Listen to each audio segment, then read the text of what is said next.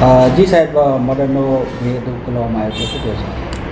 તારીખ 11/7/2026ના રોજ સવારના 8 વાગ્યાના સુમારે આણંદ ટાઉન પોલીસ સ્ટેશનમાં જાણ થયેલ કે લોટિયા ભાગોળના કપાસિયા બજાર 3 રસ્તા પાસે એક ડેડ બોડી મળેલ છે, જે અનુસંધાને આણંદ ટાઉનના PI Kandoriya, PSI Zala, PSI Patel તથા અમે અને આણંદ ટાઉનના પોલીસ કર્મચારીઓ તાત્કાલિક બનાવવાળી જગ્યાએ ગયેલા.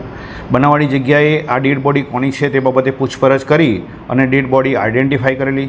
આ ડેડ બોડી ઓમપ્રકાશ દયાશંકર ચૌહાણ, ઉંમર વર્ષ 55, રહેવાસી રબા રિવાસ, આણંદ સાંઈબાબા મંદિર પાસે રહેતા હોવાનું અને તેમનું મર્ડર થયેલ હોવાની હકીકત જણાવેલ.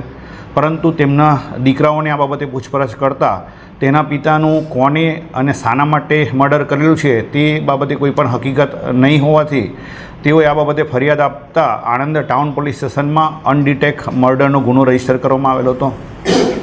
સદર ગુનો અનડિટેક હોય અને આરોપી આઈડેન્ટિફાઈ થયેલા ના હોય, એનો મોટી પણ ખબર ન હોય, આ ગુનો ડિટેક્ટ કરવા માટે અમદાવાદ રેન્જના પોલીસ મહાનિરીક્ષક શ્રી રાઘવેન્દ્ર વત્સ સાહેબ તેમજ આણંદ જિલ્લાના પોલીસ અધિક્ષક શ્રી જસાની સાહેબે અમને તથા આણંદ ટાઉન પીઆઈને આ ગુનો ડિટેક્ટ કરવા માટે જરૂરી સૂચના અને માર્ગદર્શન આપેલું હતું.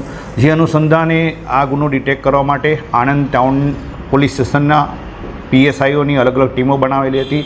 આ ગુનો અનડિટેક્ટ હોવાથી ખરેખર બનાવ તેમના દીકરાના કહેવા પ્રમાણે અને ફરિયાદમાં જણાવ્યા પ્રમાણે સાંજના 6 વાગ્યાથી લઈ તારીખ 10/7/2026ના રાતના 6 વાગ્યાથી લઈને સવારના 7 વાગ્યા વચ્ચે કોઈપણ સમયે બનેલ હોવાની હકીકત જણાવતા આ ગુનો ખરેખર કેટલા વાગે બનેલો છે અને કેવી રીતે થયેલો છે તે બાબતે કોઈ પણ ક્લુ નથી.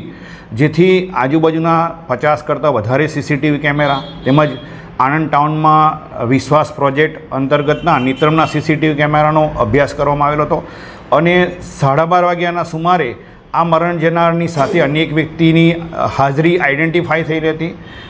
આણંદ ટાઉનના પોલીસ કર્મચારી જયદીપસિંહ અરવિંદસિંહ તથા રુદ્રપાલસિંહ ઉપેન્દ્રસિંહે હ્યુમન રિસોર્સિસનો ઉપયોગ કરી આ વ્યક્તિ કોણ છે તે બાબતે હકીકત મેળવી ગઈકાલે જ ગુનો બન્યાના ટૂંકા સમયની અંદર આ જે સીસીટીવી કેમેરાની અંદર મરણ જનાર સાથે રાત્રિના સમયે જે વ્યક્તિ આઈડેન્ટિફાઈ થયેલો હતો એ વ્યક્તિને આણંદ ટાઉન પોલીસ સ્ટેશનમાં લાવી પૂછપરછ કરતાં આ વ્યક્તિએ ગુનો કબૂલ કરેલ.